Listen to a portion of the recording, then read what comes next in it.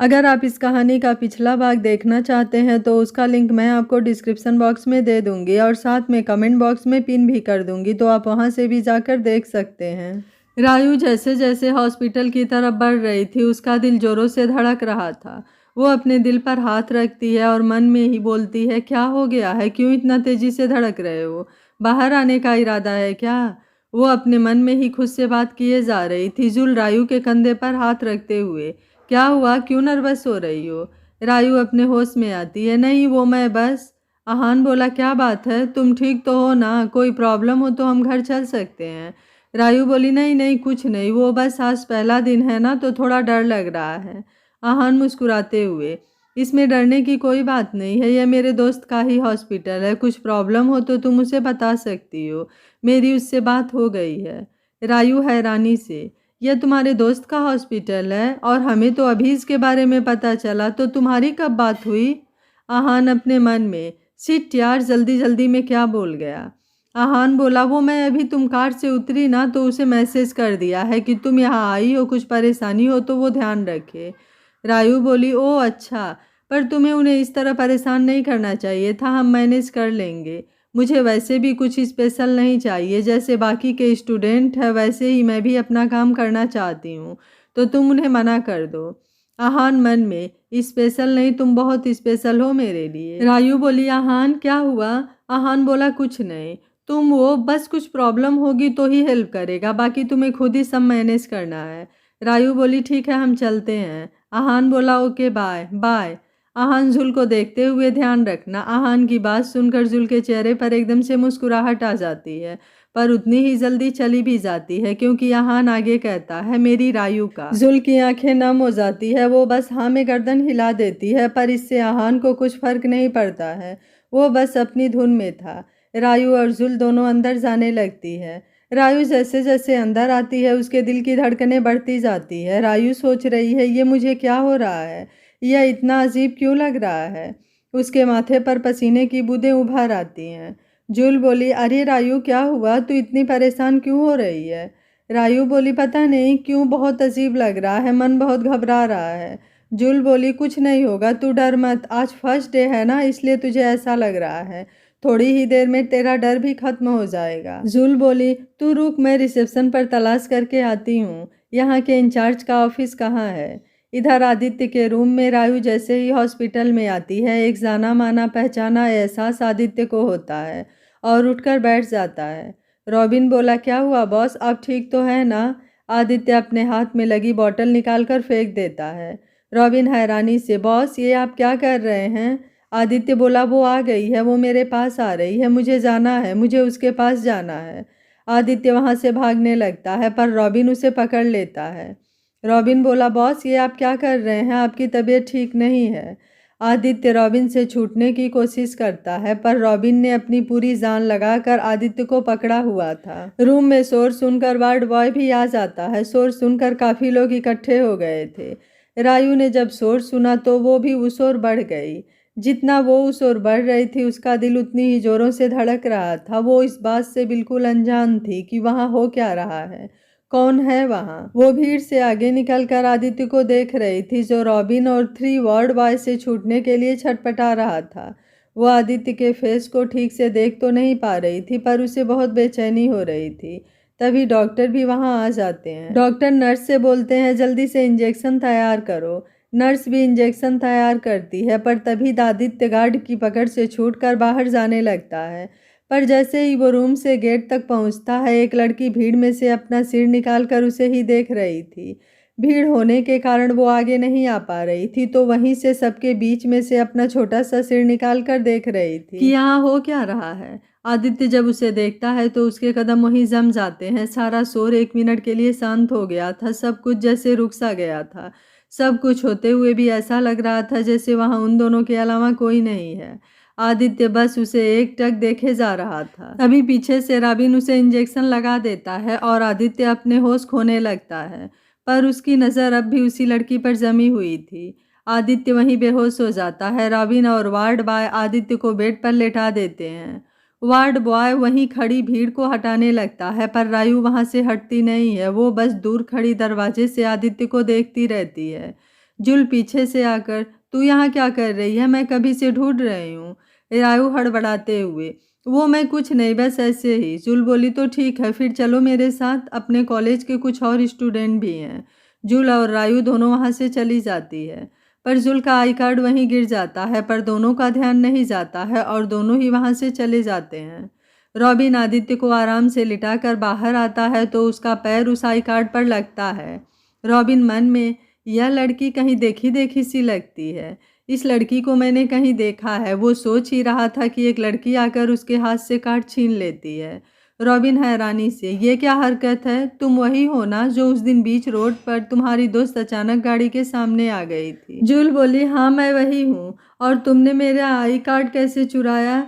Robin बोला, तुम में मैनर्स नहीं है क्या, और तुम्हें मैच्योर लगता हूँ, और जैसे तुम में बहुत है ना, और तुमने मेरा आई कार्ड क्यों लिया। रॉबिन बोला, ओ हेलो, मुझे कोई दूसरों की चीज़ें लेने का कोई शौक़ नहीं है, यह मुझे यहाँ पड़ा मिला, अगर इतना ही इम्पोर्टेंट है तो संभाल के नहीं रख सकती थी। जूल बोली, अगर गिर गया तो क्या ये तुम्हारा हुआ है, जिसका है उसे लौटा नहीं सकते हो। रॉबिन बोला, अरे कितनी बदतमीज़ लड़की हो तुम, पता है नहीं कुछ, बस बकवास किए जा रही हो। दोनों के बीच में बहस चालू हो जाता है। तभी रायू आकर, अरे जूल क्या कर रही हो, देर हो रही है ना। रॉबिन गौर करके रायू को देखने लगता है, जैसे उसे पहचानने की कोशिश कर रहा हो। जूल बोली, देखो ना यार रायू, ये मेरा आई कार्ड चुरा रहा था। रॉबिन जूल को हैरानी से देखते हुए, हे भगवान कितनी झूठी है लड़की, मैंने कब चुराया, एक तो खुद सामान गिराती है और दूसरे पर। रायू बोली, आई एम सॉरी, इसकी तरफ से मैं माफ़ी मांगती हूँ, अभी हमें देर हो रही है। रायू जूल को लेकर वहाँ से जाने लगती है। जूल और रॉबिन दोनों ही एक दूसरे को इशारा करते हैं कि तुम्हें तो मैं बाद में देख लूँगा। उन दोनों के जाने के बाद रॉबिन को रायू का चेहरा बहुत जाना पहचाना सा लगता है। वो उसके बारे में सोच ही रहा था कि उसका फ़ोन बज उठता है। रॉबिन बोला, हाँ बोलो, क्या इन्फॉर्मेशन है। उधर से कोई आदमी, जी सर, उस लड़की का पता चल गया है, उसका नाम राबिया शेखावत है, उसके माँ बाप का एक्सीडेंट हो गया है, अब वो अपने बचपन के दोस्त आहान ठकराल के साथ रहती है, यहाँ के कॉलेज में MBBS कर रही है, और उस दिन अपनी दोस्त जुल के साथ मॉल आई हुई थी। रॉबिन आदित्य से बाद में मिला था तो वो आहान को नहीं जानता था, पर जुल का नाम सुनकर रॉबिन का मुंह बिगड़ जाता है, पर फिर अचानक से उसके दिमाग की घंटी बजती है। वो फ़ोन रख कर जल्दी से रायू और जुल को ढूंढने लगता है। थोड़ी ही देर में उसे रायू मिल जाती है, पर जुल उसके साथ नहीं होती है। रॉबिन दूर से ही रायू को देखता है और अपने फ़ोन में सोना की फ़ोटो निकालकर दोनों को मिलाने की कोशिश करता है। रॉबिन कन्फ्यूज़न में, अरे यार समझ नहीं आ रहा है कि यह मैम है या नहीं, इन दोनों में कितना फ़र्क लग रहा है, उसमें बिल्कुल सिंपल सी सलवार सूट में यह मैम, और सामने यह जंप सूट पहने छोटे छोटे बालों वाली यह लड़की, कुछ समझ नहीं आ रहा है। रॉबिन को रायू को देखकर कन्फ्यूज़न होता है, क्योंकि सोना एकदम सिंपल लड़की थी, गोरी सी नाजुक सी, जिसके बड़े बड़े बाल थे, हमेशा सलवार सूट में रहने वाली। वहीं राबिया एक चुलबुली सी लड़की, जिसने अभी पिंक कलर का जंप सूट पहना था। उसके बाल भी ज़्यादा बड़े नहीं थे, उसके शोल्डर तक ही आते थे, जिन्हें उसने थोड़े बालों को लेकर पोनी बनाई हुई थी, बाकी के खुले थे। हाथों में क्यूट सी पिंक वॉच, बालों में ढाल वाले क्लिप, शोल्डर पर पिंक कलर का बैग। किसी भी एंगल से वो कोई कॉलेज स्टूडेंट या डॉक्टर नहीं लग रही थी, वो बस स्कूल में जाने वाले बच्चों जैसी लग रही थी। रायू की उम्र भी ज़्यादा नहीं थी, तो उसके फेस पर मासूमियत अभी भी बरकरार थी। और सबसे बड़ी बात कि एक्सीडेंट में उसके सिर और फेस पर काफ़ी चोटें आई थी, जिसके लिए आहान ने कई सर्जरी करवाई थी, पर वो सोना का वही फेस चाहता था, पर सर्जरी की वजह से उसमें चेंजेस हो गए थे। जो सोना को बचपन से जानता था या आदित्य ही था जो उसे एक नज़र में पहचान सकता था, वरना सर्जरी और उसके लुक की वजह से एक बार में सोना को पहचान पाना मुश्किल था। रॉबिन अपना सिर पकड़ते हुए, ओ गॉड, मुझे समझ में नहीं आ रहा है, मैं क्या करूं, मैं सीधा पूछ लूं कि क्या आप ही मैम हैं। नहीं नहीं, अगर वो होती तो क्या बॉस से दूर रहती। नहीं नहीं, मतलब यह मैम नहीं है, बस थोड़ी थोड़ी उनके जैसी दिखती हैं। पर मैं बॉस को क्या जवाब दूं, अभी उनकी हालत देखकर लगता है अगर बॉस होश में आए और उन्हें मैम नहीं दिखी तो वो सबसे पहले मुझे ही जान से मार देंगे। रॉबिन अपने ही ख्यालों में खोया हुआ था, तभी एक मीठी सी आवाज़ उसके कानों में पड़ी, हाय, क्या मैं आपसे कुछ पूछ सकती हूँ। रॉबिन अपने ख्यालों से बाहर आया तो उसके सामने लड़की खड़ी थी। रॉबिन मन में, इन्हें क्या बोलूँ मैं, मैम या राब्या या कुछ और, समझ ही नहीं आ रहा है। रायू बोली, एक्सक्यूज़ मी, मैं आपसे बात कर रही हूँ। रॉबिन हकलाते हुए, जी जी बोलिए मिस। रायू, वो मुझे पूछना था कि वो जो आपके साथ थे उन्हें क्या हुआ है। रॉबिन बोला, किसकी बात कर रही हैं आप। रायू बोली, वो जो हॉस्पिटल में एडमिट हैं, आपके दोस्त हैं, वो इस तरह से क्यों रिएक्ट कर रहे थे। रॉबिन बोला, ओ आप बॉस की बात कर रही हैं। रायू बोली, ओ वो आपके बॉस हैं, उन्हें क्या हुआ है, वो इतना हाइपर क्यों हो रहे थे। रॉबिन मन में, अब आपको क्या बताऊं कि वो आपको देखकर ही हाइपर हो रहे थे। रायू बोली, क्या हुआ, आप कुछ बोल क्यों नहीं रहे हैं, सब ठीक है ना। रॉबिन के मन में एक आइडिया आता है और वो उदास सा चेहरा बनाते हुए, नहीं मिस, कुछ भी ठीक नहीं है, मेरे बॉस बहुत परेशान हैं।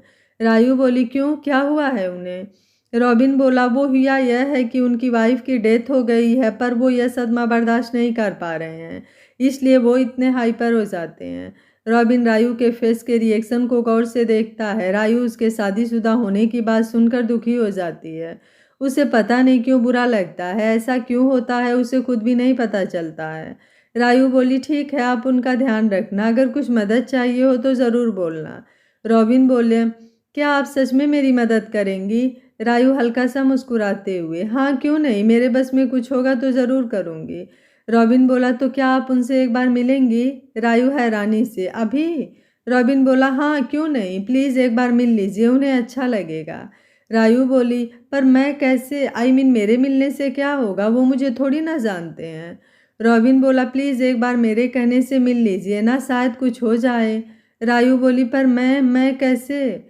रॉबिन बोला, प्लीज़ राब्या जी, आप ही ने कहा था कि आप मदद करेंगी। रायू कुछ सोचते हुए बोली, ठीक है, आप इतना कह रहे हैं तो। रॉबिन खुश होते हुए रायू को आदित्य से मिलाने ले जाता है। वहीं रायू का दिल जोरों से धड़कने लगता है। उसे न जाने क्यों घबराहट सी होती है। जिसे बस दूर से ही देखा है, उसे आज वो मिलने जा रही है, यह सोचकर ही उसके रोंगटे खड़े हो जाते हैं। दोनों आदित्य के रूम के बाहर थे। रॉबिन गेट खोलकर अंदर चला जाता है, पर रायू उसके पैर आगे बढ़ ही नहीं पा रहे थे। रॉबिन उसे अंदर आने का इशारा करता है। रायू धीरे धीरे अंदर आने लगती है। आदित्य को देखकर उसका दिल जोरों से धड़कने लगता है। उसके दिल में इतनी हलचल हो रही थी कि वो अपनी धड़कनों को बड़ी मुश्किल से काबू करती है। रॉबिन बेहोश आदित्य की तरफ देखते हुए, यह है मेरे बॉस आदित्य मित्तल। आदित्य का नाम सुनकर रायू के शरीर में अचानक ही हलचल होने लगती है, जैसे आदित्य का नाम उसके शरीर की हर एक नस पहचानती हो। रायू बोली, बस मुझे जाना होगा, मैं आपसे बाद में मिलती हूँ। रॉबिन बोला, पर सुनिए मिस रायू। रायू उसकी बात सुने बिना ही वहाँ से भाग जाती है। रॉबिन बोला, ये चक्कर क्या है, अगर यह मैम नहीं है तो इन्हें क्यों फ़र्क पड़ रहा है, और अगर ये सच में मैम है तो यह बात से दूर क्यों है। पता नहीं क्या हो रहा है, मुझे कुछ समझ में नहीं आ रहा है। वो अपना फ़ोन देखते हुए, अच्छा हुआ मैंने उनका वीडियो बना लिया, अब जब बॉस उठेंगे तो शांति से उनसे बात करूंगा और यह वीडियो भी दिखाकर पूछ लूँगा। उधर रायू फटाफट वॉशरूम में घुस जाती है और अपनी धड़कनों को जैसे तैसे काबू करने की कोशिश करती है। उसके कानों में बार बार आदित्य का नाम गूंज रहा था। आंखों के सामने आदित्य का चेहरा आ रहा था। वो अपने आप को शांत करती है और अपना मुंह धोकर रिलैक्स करती है। तब तक जुल भी उसे ढूंढती हुई आ जाती है। जुल बोली, क्या यार रायू सुबह से छुपा छुपी खेल रही है, बार बार गायब हो जाती है, क्या चल रहा है। रायू बोली, नहीं यार कुछ नहीं, बस ऐसे ही, तू बता कहाँ थी। जुल बोली, कहीं नहीं यार, वो बस यूं ही एक सिरफिरा मिल गया था, आज का दिन ऐसे ही बीत गया। रॉबिन आदित्य के होश में आने का इंतजार कर रहा था ताकि उससे पता कर सके कि रायू ही सोना है या नहीं। इधर आहान भी शाम तक दोनों को लेने आ जाता है। जुल अपने घर चली जाती है और रायू आहान के साथ आ जाती है। आहान बोला, आज का दिन कैसा रहा। रायू का मन आहान की बातों में नहीं था। वो उससे कुछ बात करना नहीं चाहती थी। आदित्य को लेकर उसके दिलो दिमाग में अजीब सी कशमकश चल रही थी। आहान बोला, क्या हुआ, हॉस्पिटल में सब ठीक था ना। रायू बोली, हाँ हाँ सब ठीक था, बस थोड़ा थक गई हूँ। आहान बोला, कोई बात नहीं, घर चलकर थोड़ा रेस्ट कर लेना। रायू कुछ नहीं बोलती है, बस फीका सा मुस्कुरा देती है। दोनों घर आ जाते हैं। रायू चुपचाप अपने रूम में चली जाती है। वो अपने बेड पर लेटे लेटे दिन में जो आदित्य के साथ हो रहा था उसका यूं हाइपर होना याद आ रहा था। तभी आहान रूम में आता है। आहट सुनकर रायू उठकर बैठ जाती है। आहान जूस का ग्लास आगे बढ़ाते हुए, लो जूस पी लो, तुम्हें थोड़ा आराम मिलेगा। रायू चुपचाप ग्लास ले लेती है और जूस पीने लगती है तो आहान के चेहरे पर स्माइल आ जाती है। आहान रायू के सिर पर हाथ फेरते हुए, इसी तरह आराम से खाओ पियो, किसी भी चीज़ की टेंशन लेने की ज़रूरत नहीं है। आहान वहाँ से चला जाता है। रायू अपने मन में, आहान मेरा कितना ध्यान रखता है, कितनी परवाह करता है, और मैं किसी और के बारे में सोच रही हूँ। मैं ऐसा कैसे कर सकती हूँ। वो अपने दोनों हाथों से अपना सिर पकड़ते हुए, प्लीज़ भगवान जी मेरी हेल्प कीजिए, मुझे कुछ समझ नहीं आ रहा है। उसके आंखों में आंसू आ जाते हैं और वो ऐसे ही रोते रोते लेट जाती है और उसे पता ही नहीं चलता कि कब उसकी आंख लग जाती है। रात होने को आई थी। आदित्य को भी धीरे धीरे होश आ रहा था। रॉबिन को डर लग रहा था कि आदित्य उसके साथ क्या करने वाला है। आदित्य को धीरे धीरे पूरी तरह होश आ जाता है। रॉबिन डरते हुए, बॉस कैसे हैं आप, अब कैसा लग रहा है, बोलते हुए आदित्य के पास आता है। आदित्य कस के एक पंच रॉबिन के मुंह पर जड़ देता है। उसके नाक और मुंह से खून निकलने लग जाता है। आदित्य अपने बेड से उठते हुए, हिम्मत कैसे हुई तेरी मेरी सोना से मुझे दूर करने की, उस दिन मॉल में भी और आज हॉस्पिटल में, क्यों, आखिर क्या चल रहा है तेरे मन में, बोलते हुए रॉबिन की कॉलर पकड़कर खड़ा करता है और उसे मारने के लिए हाथ उठाता ही है कि तभी रॉबिन जोर से चिल्लाते हुए बोलता है, बॉस मैडम का पता चल गया है। आदित्य के हाथ हवा में ही रुक जाते हैं। आदित्य घूर कर रॉबिन को देखता है। रॉबिन बोला, प्लीज़ बॉस छोड़िए, मैं आपको सब बताता हूँ। आदित्य रॉबिन को छोड़ देता है। रॉबिन गहरी गहरी सांस लेता है। आदित्य जल्दी बोल, क्या पता है, और क्यों मुझे तू सोना से मिलने नहीं देता है। रॉबिन हैरानी से आदित्य को देखता है और बोला, नहीं नहीं बॉस, ऐसा नहीं है कि मैं आपको मैम से मिलने से रोक रहा हूँ, मुझे तो खुद समझ में नहीं आ रहा है कि वो मैम है भी या नहीं। आदित्य चिढ़ते हुए, मतलब क्या है। रॉबिन आज सुबह से रायू से हुई बात के बारे में सब कुछ बता देता है। आदित्य बहुत गौर से रॉबिन की बात सुनता है। फिर रॉबिन उसे रायू का वीडियो दिखाता है जो आज उसने बनाया था।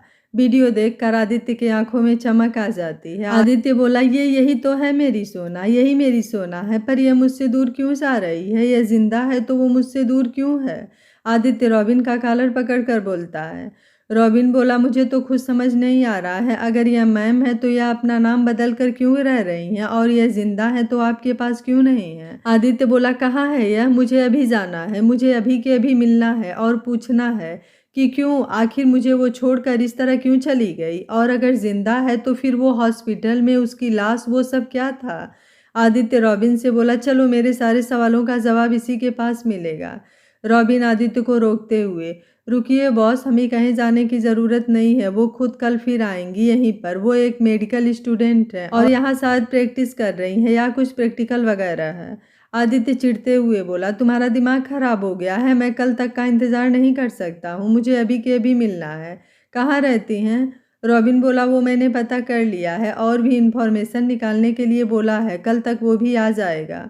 आदित्य गुस्से से चीखते हुए, मैंने पूछा कहाँ रहती है वो। रॉबिन डरते हुए बोला, वो किसी आहान ठकराल के घर पर रहती है। आदित्य हैरानी से, क्या कहा तुमने। रॉबिन बोला, वो उनके बचपन के दोस्त आहान ठकराल के वहाँ रहती हैं। आदित्य पास ही टेबल पर रखे सारे सामान को गुस्से से फेंकते हुए, बचपन का दोस्त, वो आहान, वो उसके बचपन का दोस्त है, वो कहाँ से उसके बचपन का दोस्त है, वो उससे हमारी शादी के बाद मिली और वो उसके बचपन का दोस्त हो गया। रॉबिन हैरानी से, आप आहान ठकराल को जानते हैं। आदित्य व्यंग भरी मुस्कुराहट के साथ, जानता नहीं हूँ, बहुत अच्छे से जानता हूँ और उसके दिल में क्या है यह भी जानता हूँ, पर मेरी सोना उसके लिए मेरे साथ ऐसा छल करेगी, मैं यह नहीं जानता था। उसने उसके लिए मुझे धोखा दिया, इतना बड़ा झूठ सिर्फ उस आहान के साथ रहने के लिए, इसके लिए तो मैं कभी उसे माफ़ नहीं करूँगा। आदित्य गुस्से से पूरा रूम तहस नहस कर देता है। आदित्य सुबह होने का इंतजार करता है क्योंकि उसे सोना से अकेले में बात करनी थी। अगर अभी वो जाता तो उसे आहान भी मिलता और वो सोना और आहान को साथ में नहीं देख सकता था। अगले दिन सुबह रायू और जुल दोनों ही तैयार होकर हॉस्पिटल आ जाते हैं। आहान दोनों को छोड़कर निकल जाता है। रॉबिन सुबह से ही गायब था, वो आहान और सोना के बारे में पता करने गया था। जुल और रायू दोनों ही अपने अपने काम में लग जाती हैं। थोड़ी देर बाद रायू को आदित्य का ख्याल आता है। वो उसके रूम की तरफ बढ़ जाती है। आदित्य अपने रूम की खिड़की से बाहर देख रहा था। रायू थोड़ा घबराते हुए अंदर आती है। आदित्य की पीठ उसकी तरफ थी। वो धीरे धीरे अंदर आती है। आदित्य ने भी कांच में देख लिया था कि सोना आई है। वो बस अपने आप को काबू करके खड़ा था। सोना डरते हुए।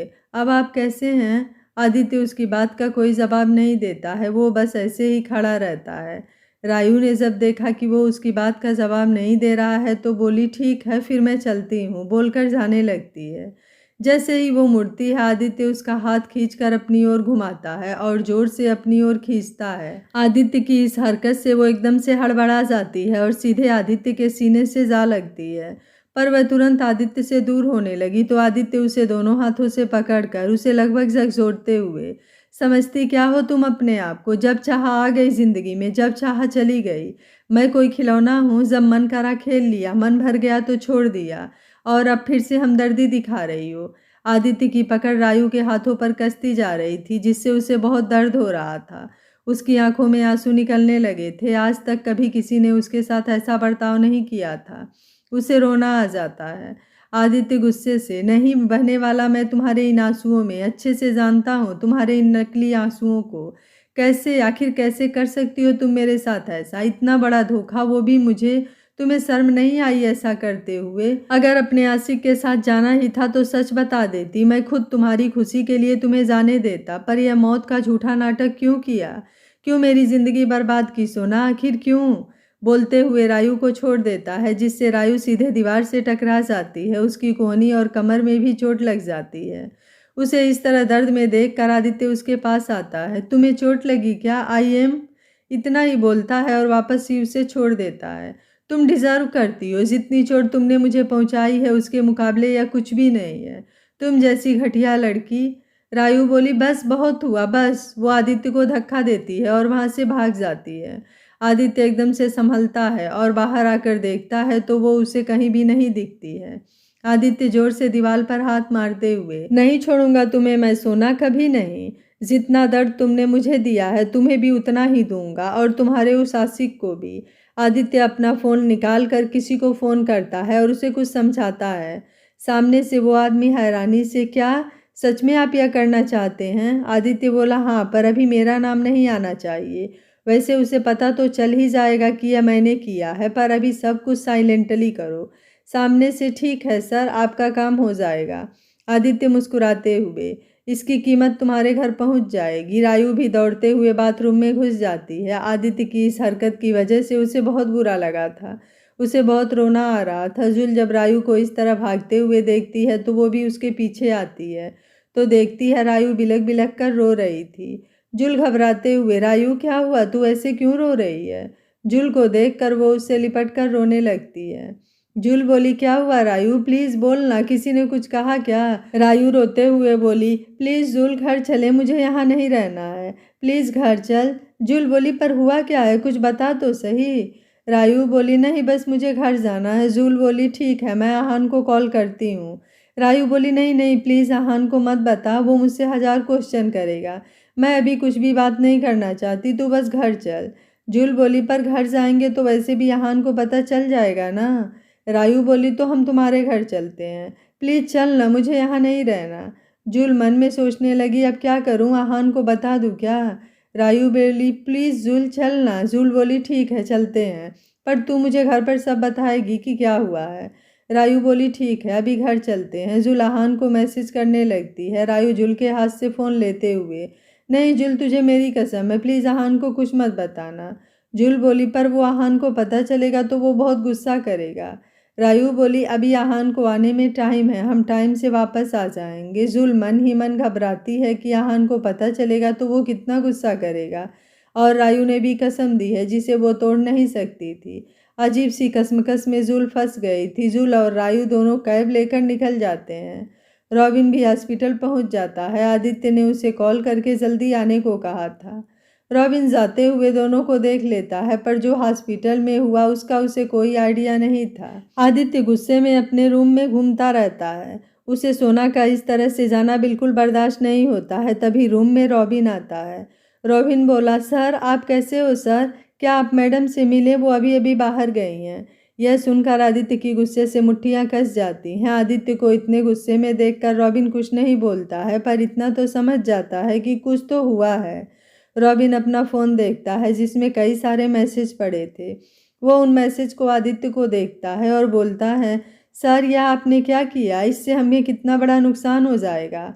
आदित्य तिरछी स्माइल करते हुए, मुझे उससे कोई फ़र्क नहीं पड़ता है, मैं और कमा लूँगा, पर उस आहान को रोड पर लाकर छोड़ूंगा।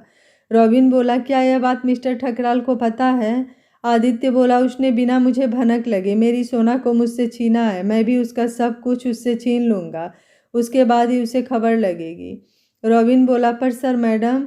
आदित्य गुस्से से, आहान उस टाइम मुझसे ज़्यादा पैसे वाला था, इसलिए शायद वो मुझे छोड़कर उसके पास चली गई थी। अब जब पैसा ही नहीं रहेगा तो देखते हैं तुम्हारी मैडम भी क्या करती हैं। सारे रास्ते रायू बिल्कुल चुप थी। जुल के घर में वो अकेली रहती थी, उसके मम्मी पापा अलग शहर में रहते थे।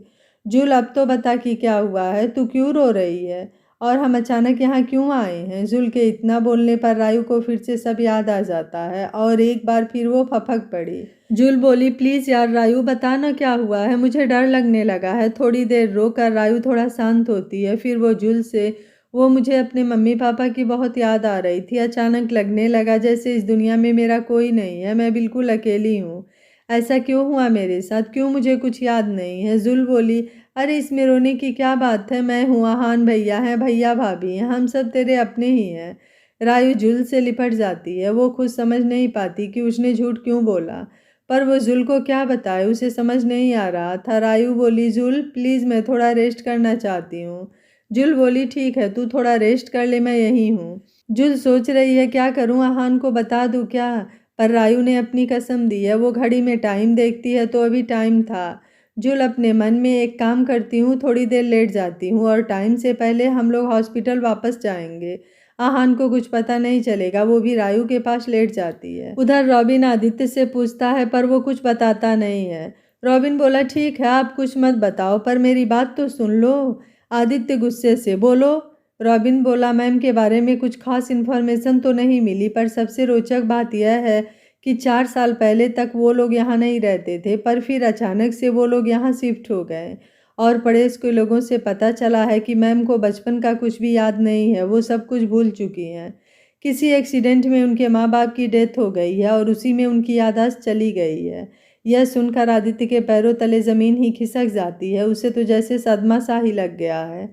उसके पैर लड़खड़ा जाते हैं। रॉबिन आदित्य को संभालते हुए, प्लीज़ बॉस संभालिए खुद को। आदित्य बोला, हाँ हाँ, और क्या पता चला है? रॉबिन बोला, वो ज़्यादा घर से बाहर अकेली तो जाती नहीं है, कहीं भी जाना हो तो आहान के साथ जाती हैं और जुल के साथ। जुल हमेशा ही उनके साथ रहती है, दोनों यहाँ के मेडिकल कॉलेज में पढ़ाई कर रही हैं। उनकी नेबर ने बताया है कि वो बहुत कम ही लोगों से मिलती हैं, या यूँ कहा जाए कि आहान किसी से मिलने ही नहीं देता है। जब भी वो वीकेंड पर बाहर गार्डन में रहती हैं तो हमेशा आहान साथ में ही रहता है। उनसे कुछ पूछो तो अधिकतर बातों का जवाब आहान ही देता है। आदित्य गुस्से से चीखते हुए, आहान मैं तुझे छोड़ूंगा नहीं, तूने यह ठीक नहीं किया है, इसकी सज़ा तो तुझे ज़रूर मिलेगी, पर उससे पहले मुझे मेरी सोना से मिलना होगा, उसे सब कुछ बताना होगा। मैंने आज कितना गलत किया उसके साथ, उसका दिल दुखाया है, मुझे अभी उसे सब समझाना होगा, सब कुछ ठीक करना होगा। रॉबिन बोला, प्लीज़ बॉस पहले आप शांत हो जाइए। आदित्य बोला, नहीं रॉबिन मुझे अभी जाना होगा, आज मैंने अपनी सोना को चोट पहुंचाई, उसे कितना कुछ बोला है, मुझे उससे माफ़ी मांगनी होगी, उसे अपने पास वापस लाना होगा। रॉबिन बोला, पर बॉस इतनी आसानी से कुछ नहीं होगा। आदित्य बोला, क्यों नहीं होगा, वो मेरी सोना है, मैं उसे समझाऊंगा तो वो मान जाएंगी, वो मुझसे बहुत प्यार करती है, मैं अभी आता हूँ। आदित्य वहाँ से जाने लगता है। रॉबिन पीछे से बोला, वो अभी सोना नहीं है, वो राब्या है, उसे कुछ भी याद नहीं है, ना आप ना आपका प्यार, कुछ भी याद नहीं है। आदित्य वहीं रुक जाता है। रॉबिन आदित्य के पास आकर, बॉस मैं जानता हूँ कि आपको मैम से मिलना है, पर यह सही समय नहीं है, उन्हें वैसे भी कुछ याद नहीं है और ऊपर से आज आपने उनके साथ जो भी बर्ताव किया है, प्लीज़ आप शांत हो जाइए, हम मैम को वापस ज़रूर लाएंगे, पर ऐसे नहीं, हमें उसके लिए कुछ सोचना होगा। आदित्य वहीं घुटनों के बल बैठ जाता है। उसे बहुत पछतावा होता है कि उसने सोना के साथ कितना गलत किया। उस बेचारी को तो कुछ पता ही नहीं है कि उसके साथ क्या हुआ है और आज उसने उसे कितना भला बुरा कहा। आदित्य सोना का नाम लेकर रोने लगता है। रॉबिन आदित्य के पास आकर, बस बॉस अब रोने का टाइम नहीं है, अब रुलाने का टाइम है, हमें कुछ भी करके मैम को सब कुछ याद दिलाना होगा, हम मिलकर मैम को वापस ज़रूर लाएंगे। आदित्य उम्मीद भरी नज़रों से रॉबिन को देखता है। रॉबिन भी हाँ में पलके झपका देता है। वो जैसे आदित्य को भरोसा दिला रहा था कि सब कुछ ठीक हो जाएगा। आदित्य रॉबिन से लिपट जाता है। रॉबिन को भी अपने बॉस को ऐसे देखकर दुख होता है। रायु को तो नींद आ जाती है पर जुल को नहीं आती है। उसे डर था कि समय से नींद नहीं खुली और आहान को पता चल गया तो वो बहुत गुस्सा करेगा, इसलिए वो बस रायु के उठने का इंतजार करती है। थोड़ी देर रेस्ट करने के बाद रायु भी उठ जाती है। जुल दोनों के लिए कॉफ़ी बनाती है। जुल बोली, अब हमें चलना चाहिए, आहान के आने से पहले हमें वहाँ पहुँचना होगा। रायु बोली, ठीक है, मैं अभी आती हूँ। रायु फ्रेश होती है और दोनों हॉस्पिटल के लिए निकल जाते हैं। थोड़ी ही देर में वो पहुंच जाते हैं। दोनों बाहर ही खड़े होकर आहान का वेट करते हैं, पर उन्हें नहीं पता था कि कोई उन्हें देख रहा है, और वो कोई और नहीं आदित्य था जो उन्हें ही दूर से देख रहा था। आदित्य के साथ रॉबिन भी था। आदित्य देखता है कि सोना का चेहरा उतरा हुआ है। वो बिल्कुल चुपचाप सी खड़ी थी।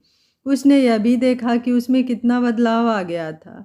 उसका हेयर स्टाइल, ड्रेसिंग सेंस, सब कुछ बदल गया था। वो पहले के मुकाबले काफ़ी स्टाइलिश हो गई थी और क्यूट भी। आदित्य उसे ही निहारे जा रहा था। ऐसा ही कुछ हाल पास खड़े रॉबिन का भी था। उसकी आंखें भी जुल पर टिकी हुई थी। लड़ाई झगड़ा करते करते जुल उसे कब पसंद आ गई थी खुद उसे पता ही नहीं चला, पर जुल के मन में कौन है यह वो नहीं जानता था। थोड़ी देर बाद आहान आता है। उसे देखकर आदित्य की गुस्से से मुट्ठियां कस जाती है। वो आकर सीधे रायु को साइड हग करता है। यह देखकर तो आदित्य का पारा 7वें आसमान पर पहुंच जाता है। वो गुस्से में आगे बढ़ता है, पर रॉबिन उसका हाथ पकड़कर रोक देता है और ना में इशारा करता है। आदित्य गुस्से से रॉबिन को घूरता है। रॉबिन बोला, अभी नहीं बॉस, अभी सही वक्त नहीं है। आहान दोनों को लेकर चला जाता है। आदित्य और रॉबिन वहीं रह जाते हैं। तभी डॉक्टर बोले, अरे मिस्टर मित्तल, अब कैसे हैं आप? आदित्य बोला, मैं ठीक हूँ। डॉक्टर बोले, तो ठीक है, मैं आपका एक बार चेकअप कर लेता हूँ, फिर आप घर जा सकते हैं।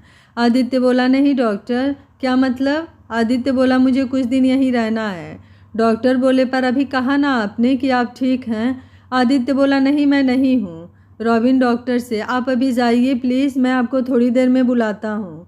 डॉक्टर चला जाता है। रॉबिन बोला, बॉस, आप यहाँ क्यों रहना चाहते हैं? आदित्य बोला, तुम इतने बेवकूफ़ तो नहीं हो। सोना यहाँ पर रोज़ आती है तो उससे आसानी से मिला जा सकता है यहाँ पर। रॉबिन बोला, यस बॉस। दोनों रूम में आ जाते हैं। रॉबिन बोला, हमें कहाँ से शुरू करनी चाहिए? आदित्य थोड़ी देर सोचते हुए फिर वो अपनी सारी प्लानिंग रॉबिन को बताता है। रॉबिन का मन तो नहीं था, पर सच पता करने का और कोई रास्ता भी नहीं था। रॉबिन बोला, ओके बॉस, मैं आज रात तक ही करता हूँ।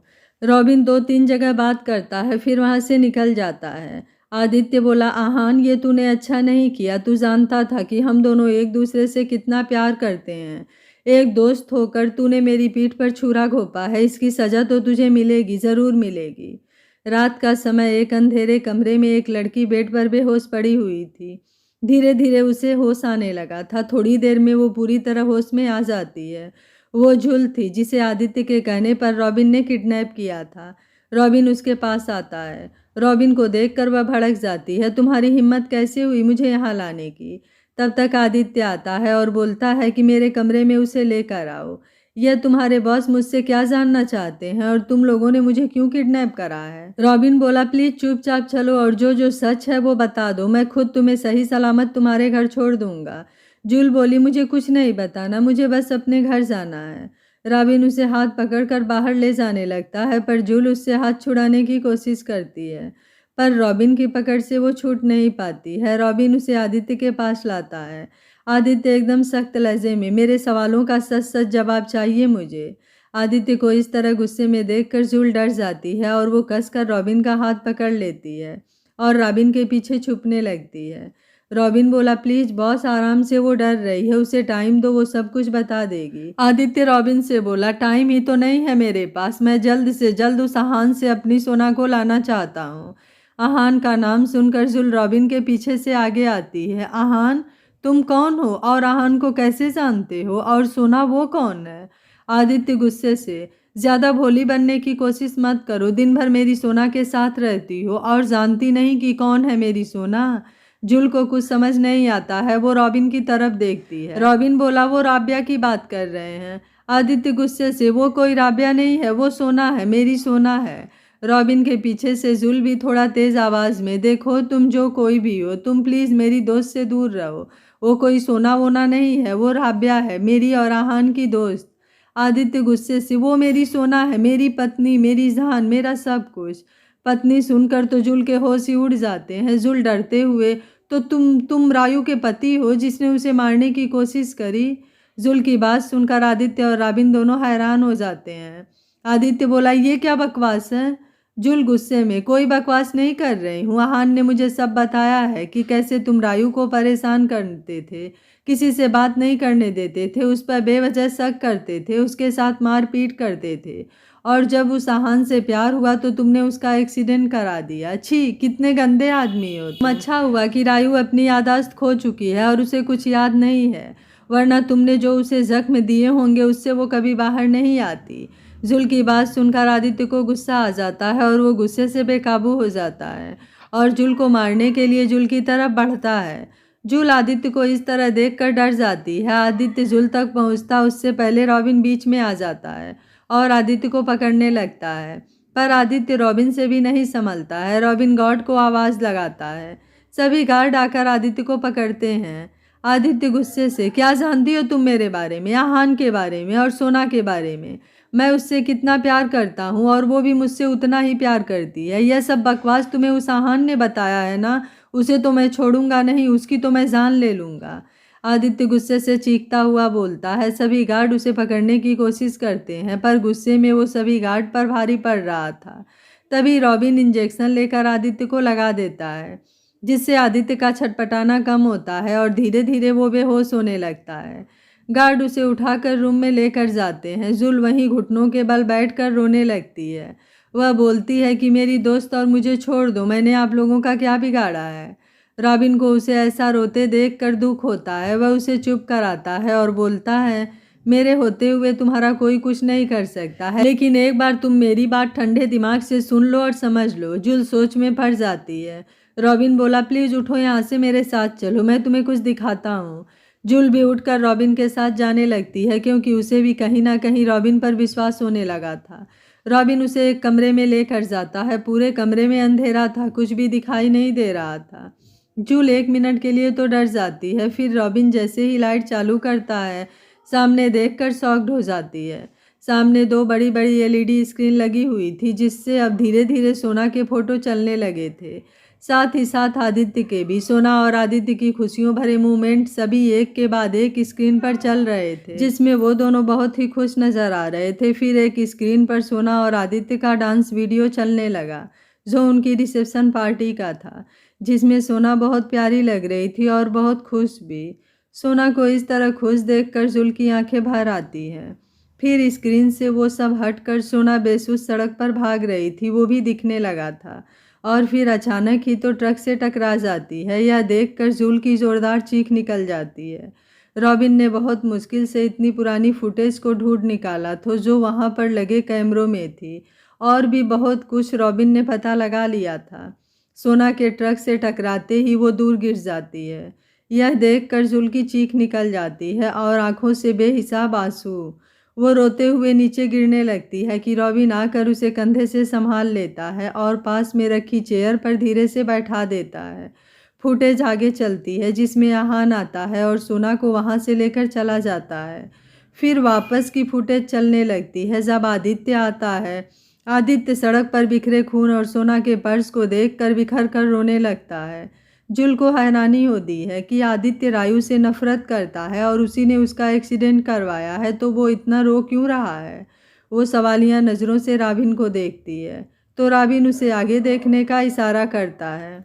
फिर उसमें आदित्य के सड़क पर बेतहाशा भागने की वीडियो थी। फिर जब आदित्य हॉस्पिटल में पहुंचता है और सोना की मौत का पता चलने के बाद जो हंगामा करता है और फिर बेहोश हो जाता है, यह सब देखकर जुल का दिमाग फटने लगता है। उसे समझ नहीं आ रहा था कि वो आहान पर भरोसा करे या अपनी आंखों पर। आहान ने बताया था कि आदित्य रायु से प्यार नहीं करता था, उसे खुश नहीं रखता था, पर इन सभी फोटोज में रायु बहुत खुश लग रही थी। कहीं से भी ऐसा नहीं लग रहा था कि आदित्य कोई जबरदस्ती कर रहा हो रायु के साथ। दोनों का एक दूसरे के लिए प्यार आसानी से देखा जा सकता था। रॉबिन जुल के पास घुटनों के बल बैठते हुए, तुमने खुद बॉस और मैम को एक साथ खुश देखा है ना अपनी आंखों से। अब भी तुम्हें हम पर विश्वास नहीं है क्या? बॉस मैम से बहुत प्यार करते हैं और मैम भी उनसे ही प्यार करती है। यह सब आहान की चाल है। मैं उस डॉक्टर का भी पता लगाने की कोशिश कर रहा हूँ कि यह सब आखिर हुआ कैसे। फिर सारी सच्चाई सामने आ जाएगी। जुल रोते हुए, मुझे कुछ समझ नहीं आ रहा है क्या हो रहा है, क्यों हो रहा है। मैं बस इतना जानती हूँ कि रायु बहुत अच्छी है, उसके साथ कभी गलत नहीं होना चाहिए। रॉबिन जुल का हाथ अपने हाथों में लेते हुए, प्लीज़ भरोसा करो, हम उनके साथ कुछ गलत नहीं होने देंगे। गलत तो उनके साथ 5 सालों से हो रहा है, हम तो उसे ठीक करेंगे। इसके लिए हमें तुम्हारे साथ की ज़रूरत है, क्या तुम हमारा साथ दोगी? राबिन उम्मीद भरी नज़रों से जुल को देखता है। जुल के मन में अजीब सी कसमकस चल रही थी कि वो क्या करे। एक तरफ आहान उसके बचपन का दोस्त, एक तरफ रायु जिसकी खुशियाँ किसके साथ है उसे खुद भी यह नहीं पता, और दूसरी तरफ राबिन और आदित्य। और रायु की सच्चाई, किस पर भरोसा करे उसे कुछ समझ नहीं आता है। वो दोनों हाथों से अपना सिर पकड़ लेती है क्योंकि उसे समझ नहीं आ रहा था कि क्या करे क्या न करे। रॉबिन को जुल की हालत देखी नहीं जाती है। रॉबिन उसके सिर से हाथ हटाते हुए, जुल प्लीज़ अपने आप को इतना परेशान मत करो, तुम्हें समझ नहीं आ रहा है ना, कोई बात नहीं, तुम हमारी कोई मदद भी मत करना, ठीक है? तुम आराम से घर जाओ और जैसे जी रही थी वैसे जियो, पर प्लीज़ हमें हमारी कोशिश करने से मत रोकना। हमें मैम को सब कुछ याद दिलाना है, क्योंकि जब तक मैम को कुछ याद नहीं आ जाता पूरी सच्चाई सामने नहीं आएगी। इसलिए मैम को सब कुछ याद दिलाना ज़रूरी है, क्योंकि इतना सब कुछ बताने के बाद तुम हम पर भरोसा नहीं कर रही हो तो मैम जिस कंडीशन में है वो तो बिल्कुल भी नहीं करेंगे। तो हमें कुछ और तरीका ढूंढना होगा, पर कैसे भी करके मैम की याददाश्त वापस लानी ही होगी, और यह सिर्फ बॉस ही कर सकते हैं। मैम ने जब पहली बार बॉस को देखा था तभी उनके दिल ने उन्हें पहचान लिया था। मैंने देखा था कि वो कितना गौर से बॉस को देख रही थी और उनकी चिंता भी कर रही थी। इसलिए मैम की याददाश्त बॉस ही वापस ला सकते हैं, और इसके लिए उन दोनों का साथ रहना ज़रूरी है। तुम प्लीज़ हमारी मदद भले ना करो, पर प्लीज़ इस बारे में आहान को कुछ मत बताना। जुल बोली, पर वो तुम्हारे बॉस वो गुस्से में कैसे चीखते चिल्लाते हैं, अगर उन्होंने रायु को कुछ कर दिया तो? राबिन बोली, पहली बात वो रायु नहीं, वो सोना है, मेरे बॉस की बीबी सोना आदित्य मित्तल, और दूसरी बात बॉस की यह हालत मैम से दूर होने की वजह से ही हुई है। एक बार मैम उनके पास वापस आ जाएं तो वो ठीक हो जाएंगे। जुल बोली, पर अगर वो ठीक नहीं हुए तो उन्होंने रायु, मेरा मतलब सोना को नुकसान पहुंचाया तो तुम्हें जो ठीक लगे वो करना, जिसे चाहे उसे बता देना, पर प्लीज़ एक बार मौका तो दो। जुल बोली, ठीक है, मैं तुम पर भरोसा करके तुम्हारा साथ दे रही हूँ, प्लीज़ मेरा भरोसा मत तोड़ना। रॉबिन जुल के हाथ पर हाथ रखकर, चाहे मेरी जान चली जाए पर तुम्हारा भरोसा कभी टूटने नहीं दूंगा। जुल अपना हाथ पीछे लेते हुए, देखो तुम गलत सोच रहे हो, हमारे बीच ऐसा कुछ नहीं हो सकता है। तुम अपने दिमाग से यह ख्याल निकाल दो, मेरे दिल में कोई और है और उसकी जगह मैं किसी को भी नहीं दे सकती। रॉबिन कुछ सोचकर, चलो तुम्हें तुम्हारे घर छोड़ दूं, पर रायु और आदित्य का? एकदम से जुल बोल पड़ती है। रॉबिन बोला, मतलब तुम भी चाहती हो कि दोनों एक हो जाएं? जुल बोली, नहीं, मैं यह चाहती हूँ कि रायु को उसकी खुशियाँ मिल जाए। रॉबिन मुस्कुराते हुए बोला, ठीक है, उसके बारे में बाद में सोचता हूँ और तुम्हें बताता हूँ। जुल हाँ में सिर हिलाती है और रॉबिन जुल को छोड़ने उसके घर चला जाता है। रॉबिन बोला, जाओ थोड़ा आराम कर लेना, फिर हॉस्पिटल भी आ जाना, और अगर ठीक ना लगे तो मत आना। जुल बोली, अगर मैं नहीं आयूँ तो रायु भी नहीं आएगी, आहान उसे कभी कहीं अकेले नहीं जाने देता था। रॉबिन बोला, कोई बात नहीं, हम कल से कुछ प्लानिंग करेंगे। जुल अपने बेड पर लेटे लेटे रायु के बारे में सोचती है, पर बहुत थक जाने की वजह से जल्दी ही उसे नींद आ जाती है। अगले दिन आदित्य को धीरे धीरे होश आता है। थोड़ी ही देर में वो उठकर बैठ जाता है, फिर उसके दिमाग में कल रात जो हुआ सब घूमने लगता है। उसे रॉबिन पर भी बहुत गुस्सा आता है। वो पास की पड़ी जग को उठाकर फेंक देता है। जग कांच का होने के कारण टुकड़े टुकड़े पूरे रूम में बिखर जाता है। आदित्य खड़ा होकर जैसे ही आगे बढ़ने लगता है, रॉबिन जोर से, अरे संभालिए बॉस, आपको लग जाएगी। रॉबिन जोर से चीख कर आदित्य को वहीं रोक देता है। रॉबिन धीरे से कांच से बचते हुए आदित्य के पास आता है और बोलता है, मैं जानता हूँ बॉस कि आप गुस्सा हैं और उसकी वजह भी जानता हूँ, पर आप कितना भी गुस्से में क्यों ना हो, किसी भी लड़की को कोई नुकसान नहीं पहुँचा सकते हैं। और मैंने जुल से बात की है, उसे ज़्यादा कुछ पता नहीं है, पर वो हमारी मदद करने के लिए तैयार है। आदित्य बोला, ठीक है, पर उससे कह देना आइंदा इस तरह की बकवास ना करे। रॉबिन बोला जी बॉस। आदित्य बोला मुझे हॉस्पिटल जाना है, सोना आती ही होगी। रॉबिन बोला नहीं, शायद आज नहीं आएंगी। आदित्य बोला क्यों? रॉबिन बोला वो जुल ने ही बताया है, वैसे उसने कहा है कि यह कंफर्म नहीं है, अगर आएगी तो जुल हमें मैसेज करके बता देगी। आदित्य बोला तुम्हें इस लड़की पर कुछ ज़्यादा भरोसा नहीं है? रॉबिन बोला बॉस आप उसे गलत समझ रहे हो, वो बहुत अच्छी लड़की है। आदित्य बोला हो सकता है, पर अब मुझे किसी पर भी भरोसा नहीं है। रॉबिन बोला जो कुछ भी हुआ है मैं समझ सकता हूँ कि उसके बाद किसी पर भी भरोसा करना इतना आसान नहीं है, पर दुनिया में एक जैसे लोग नहीं होते हैं बॉस। आदित्य कुछ नहीं बोलता है, उठकर वॉशरूम में चला जाता है। रॉबिन पूरा रूम साफ करवाता है। थोड़ी ही देर में जुल का मैसेज आ जाता है कि वो लोग आ रहे हैं। रॉबिन मन में क्या है यार, यह लड़की हमेशा दूसरों के बारे में सोचती है, कौन करता है? रॉबिन मुस्कुराते हुए जुल के बारे में सोचता है। आदित्य और रॉबिन थोड़ी ही देर में हॉस्पिटल पहुंच जाते हैं। रॉबिन ने अपने दिमाग में प्लान भी बना लिया था कि सोना को क्या कहेगा और आदित्य को भी बता दिया था। आदित्य बड़ी ही बेसब्री से सोना का इंतजार कर रहा था। आदित्य अपने रूम की खिड़की से सोना को देखता है। सोना ने लाइट ग्रीन कलर का वन पीस ड्रेस पहन रखा था और ऊपर से वाइट कलर का जैकेट भी पहना था। बालों की पोनी बनाई हुई थी, हाथ में घड़ी, पैरों में स्पोर्ट्स शूज थे। चेहरे पर हल्की सी उदासी थी, जो शायद कल की वजह से होगी, जिसे वो छुपाने की कोशिश कर रही थी पर छुपा नहीं पा रही थी। आदित्य का सोना को देखकर हाल बेहाल हो रहा था। उसका मन कर रहा था कि वो दौड़ कर जाए और उसे अपने सीने से लगा ले, इस दुनिया से छुपा ले, पर अफसोस कि वो ऐसा नहीं कर सकता था। आहान को बिजनेस को लेकर काफ़ी टेंशन चल रही थी, वो बस दोनों को छोड़कर निकल जाता है।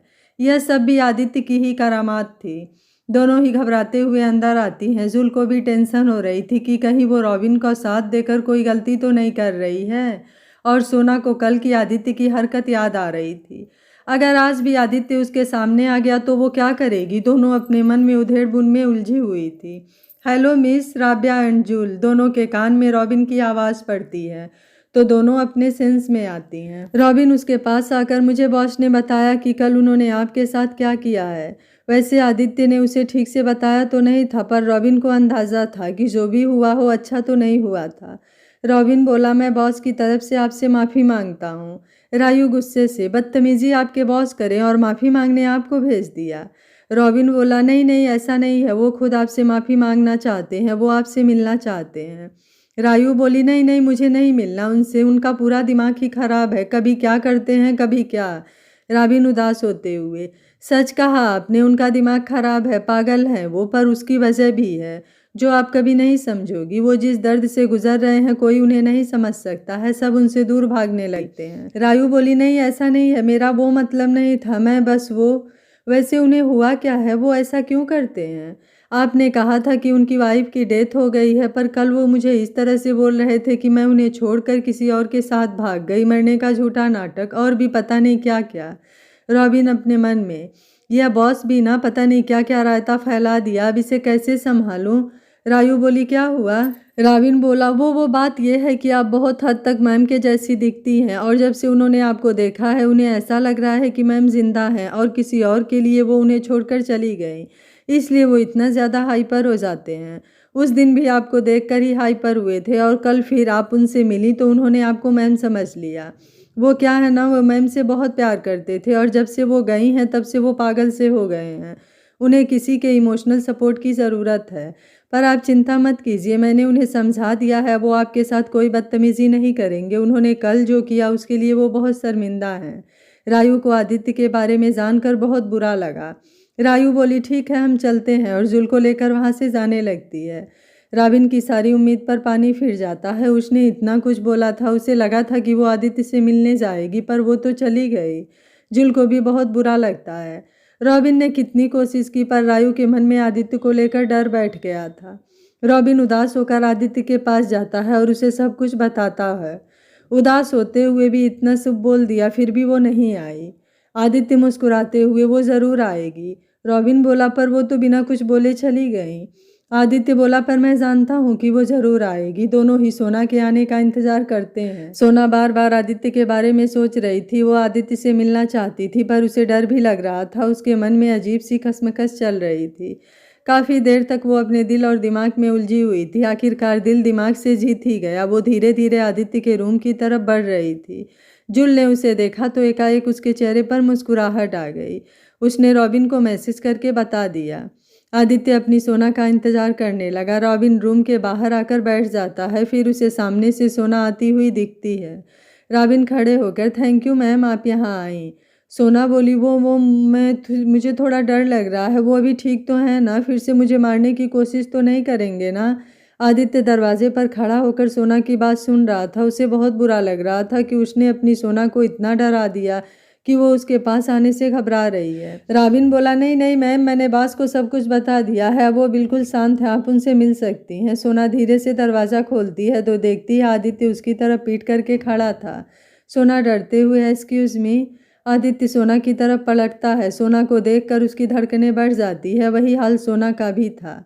आदित्य को देख भर लेने से उसका दिल धक धक करने लगा था। दोनों ही एक दूसरों की आंखों में खोए हुए थे। सोना बोली, क्या आपकी तबीयत ठीक है? आदित्य बोला, हाँ हाँ मैं ठीक हूँ। फिर थोड़ी देर दोनों के बीच खामोशी छा जाती है। आदित्य बोला, प्लीज़ बैठिए ना। वो वहाँ रखे सोफे की तरफ इशारा करता है।